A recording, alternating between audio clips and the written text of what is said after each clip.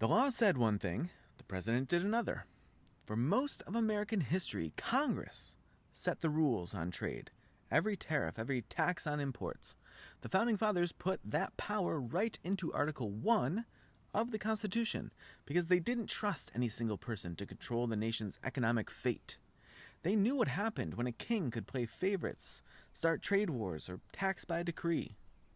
But today, a modern president can slap tariffs on almost anything, basically overnight, sometimes without Congress ever voting at all. So how did we get here? As most things do, it started gradually. In the 20th century, Congress passed laws that gave the president more flexibility, so America could move fast in times of crisis. The idea was to let the executive branch react if a foreign country threatened our security or if an emergency truly demanded it.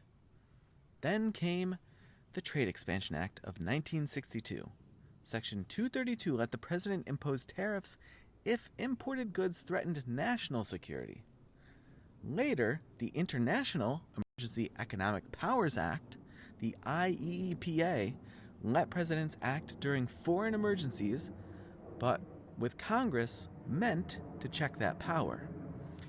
At first, these laws were used rarely and carefully.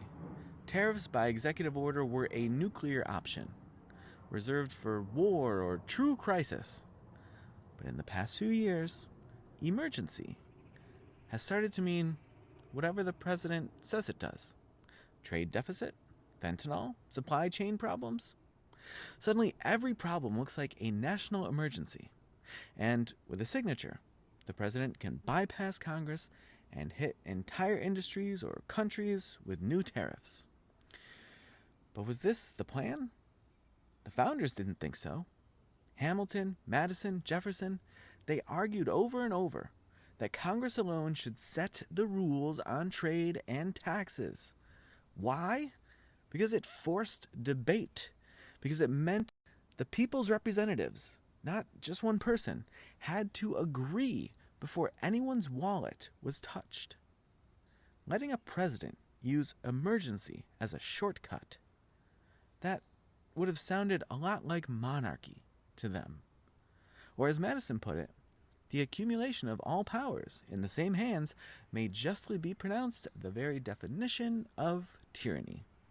And here we are, in 2025, with Congress fighting over details, while the White House acts alone on tariffs, sometimes with just a declaration and a press conference. Courts are starting to push back, asking if this was ever what the Constitution allowed, but for decades, both parties handed more and more economic power to the executive, hoping it would be used wisely. Was that a mistake? Is it still? So I have to ask, when emergencies become the new normal and Congress gives up its biggest powers, who really runs our economy?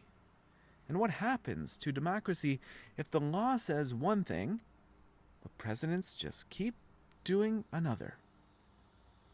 Let me know what you think, because this isn't just about tariffs, it's about who gets to decide for all of us.